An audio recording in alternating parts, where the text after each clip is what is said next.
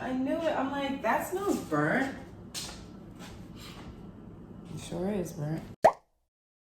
I was just having a really good conversation with myself, and then I was like, oh yeah, this is like really good to share as a lesson learned in your 20s.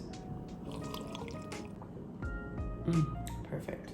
And so here it is. 2 things, okay? First thing is learning how to communicate your boundaries, okay? I feel like everybody always talks about like create boundaries for a healthy space. You can think in your head like, oh, this is a boundary for me. Like, I don't like when my close friends get mad at me and when we argue, they like swear at me.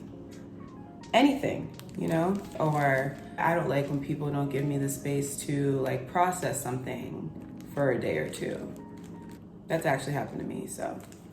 You can create all these boundaries in your head, but it's very important, and I feel like something I learned throughout my 20s is learning how to communicate those boundaries in a healthy way so that the people in your life know. Because I was just saying to myself, like, I definitely was somebody who had boundaries or like grew to have boundaries because I definitely grew up in like a people pleaser type of environment where like I was definitely a people pleaser. And I think that's just something learned in childhood, honestly. Being a people pleaser doesn't mean you're just weak. It means you just like really care about like how other people feel. But a lot of the times it's at your expense, so that's not okay, right? Think about this. When we're young, when we're like in our teens to early 20s, we just want to have fun. Usually it's like we don't want no problems with our friends. We want to like hash things really quickly so that we can continue to have fun. But with that, you don't really have those like hard, kind of like uncomfortable conversations that foster healthy, long-lasting relationships and really just growth. I've been there. I've been in the spot where like I didn't want to say anything because I just wanted to keep having fun. But as you get older, you just can't do it. You just can't. It's just not good for you. You end up resenting the other person. They don't even really know why. I would say that definitely happened to me in like my early 20s where like I like didn't say nothing, but like they knew it wasn't cool. So like I would say like, hey, that's not cool. But like didn't really like make it like, but like didn't make it like a, hey, that was not cool. I don't with that. And if it happens again, there's gonna be issues. Like, you know, like that last part. So that they know it's serious. They know it's a boundary that should not be crossed. So yeah, that was number 1 for me. Learning how to communicate boundaries. Like after you get them, you gotta learn how to communicate them in like an effective way, or they're just gonna keep getting crossed. Like for instance, when I was younger, I grew up like in a household with a lot of people. So like getting woken up out of my sleep was like so normal, but I hated it. So then when I finally moved away from home and went to college, it felt so good to like wake up on my own and like not be woken up out of my sleep. But then when I started having roommates, there was specifically one that would literally come into my room and like just barge open the door and like wake me up out of my sleep. Like ask me a question. I think I laughed at it more than I was mad at it because it was just like so blatant. More and more like there were times where I would like start locking my door. That's kind of like passive aggressive. Like there needs to be like a conversation that's like, hey, when I'm sleeping, like can you just text me first? Because when I'm sleeping, I don't like to be woken up because look, it reminds me of my childhood when I was woken up all the time and I feel like my sleep wasn't being respected. That's just an example, but learn how to communicate your boundaries early on because I swear you'll probably save relationships that way. And the second one kind of ties into the first one, but it had to do with like expectations of other people.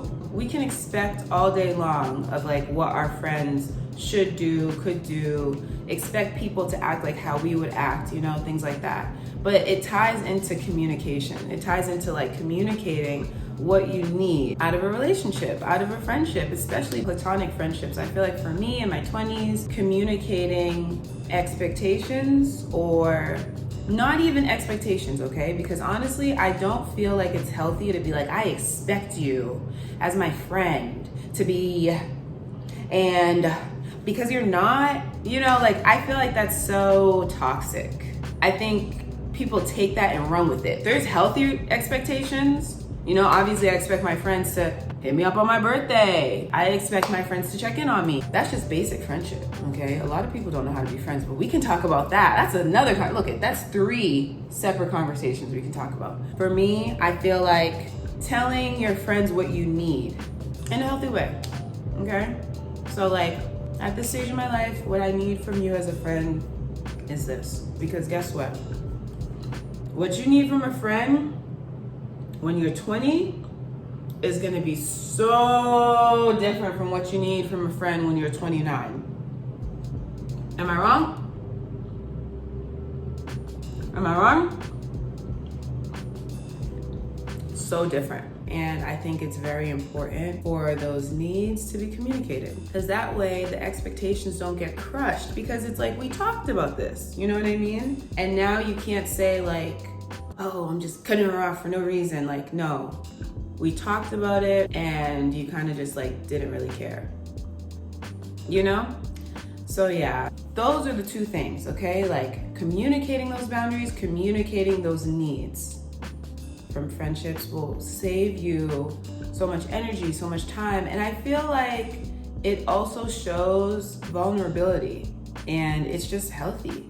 And there's no holding grudges and things like that. I feel like people harp on like what's happened to them in the past, and then they close themselves off and they don't let themselves receive everything that they want. Keep your heart open, communicate those boundaries, communicate those needs. It's really nice to ask, hey, are there any boundaries that you want me to know about? Are there any needs that you want me to know about? So it shows that like you actually care about the other person's as well. And I think it just shows that like somebody actually cares about you by like wanting to listen and wanting to like not do things that make you uncomfortable and invalidate you and make you feel like I don't know, you know? You just only want to be around people who make you feel validated.